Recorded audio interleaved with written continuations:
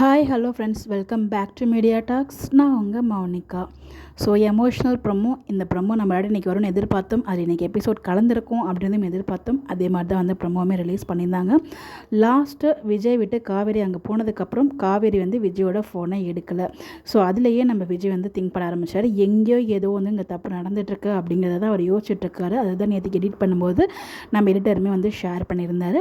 So காவேரியோட வலி, அப்பா அங்கே அவங்க அவ்வளோ அழுகுறாங்க. ஸோ நம்ம புருஷனை எப்படி விட்டு போக போகிறோம், இப்படி ஒரு முடிவு எடுத்துட்டோமே அப்படின்னு சொல்லிட்டு அவங்களோட வலி நம்மளால புரியுது. இன்னொரு பக்கம் என்ன ஆச்சு காவேரிக்கு, ஏன் அவள் இப்படி இருக்கா, ஏதோ இங்கே நடந்துட்டுருக்கு அப்படிங்கிறத அவர் ஒரு பக்கம் வந்து ஆலோசிச்சுட்டு இருக்காரு. இதை நம்ம ஆல்ரெடி நேற்றுக்கு டிஸ்கஸ் பண்ணியிருந்தோம். அதுதான் வந்து அந்த எமோஷனல் ப்ரோமோவாக இருக்கும் அப்படின்னு சொல்லிட்டு அதே மாதிரி தான் ப்ரொமோ போட்டிருந்தாங்க. ஸோ ப்ரொமோவே பார்க்க முடியல.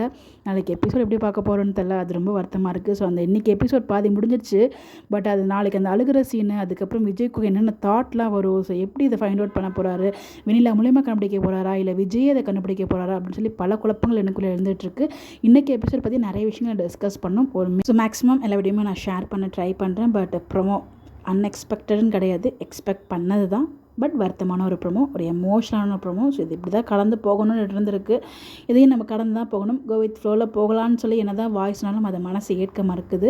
அதுவும் இன்றைக்கி காவேரியோட அந்த டைலாக்லாம் இருக்குது பாருங்கள். ஸோ இனிமேல் விஜய் காவேரி கிடையாது அப்படின்னு சொல்லும்போதெல்லாம் ஐயோ நம்ம மனசே உடஞ்சிடுச்சு. அப்படி தான் உண்மையாகவே இருந்துச்சு. ஸோ பார்க்கலாம் இந்த ப்ரொமோ நாளைக்கு எப்படி வருது அப்படின்னு சொல்லிட்டு. ஸோ ப்ரொமோ நம்ம எதிர்பார்த்த ப்ரொமோ தான். ஸோ அதனால் கண்டிப்பாக அந்த வருத்தங்கள் இருக்க தான் செய்து. ஆல்ரெடி நம்ம இந்த நேத்திக்கு அவர் பிடிஎஸ் ஷேர் பண்ணியிருந்தா இல்லையா, அப்போவே நமக்கு தெரிஞ்சிச்சு அப்கமிங் எமோஷனல் வரப்போகுதுன்னு. அதே மாதிரி தான் ட்ராக் மூவ் பண்ணிகிட்ருக்காங்க. இதையும் கடந்து தான் போகணும். பார்க்க முடியலாட்டியும் வேறு வழி இல்லை இல்லையா. ஸோ பார்க்கலாம் என்ன நடக்குது அப்படின்னு சொல்லிட்டு. என்ன வேணாலும் நடக்கலாம், என்ன டியூஷனாக இருக்கலாம், இல்லை எப்படி வெளியில மாறுறாங்க அப்படிங்கிறது மிகப்பெரிய ஒரு கொஸ்டின் மார்க்காக இருந்துகிட்ருக்கு. பார்ப்போம். உங்களுடைய கருத்துக்கள் கமெண்ட்டில் சொல்லுங்கள்.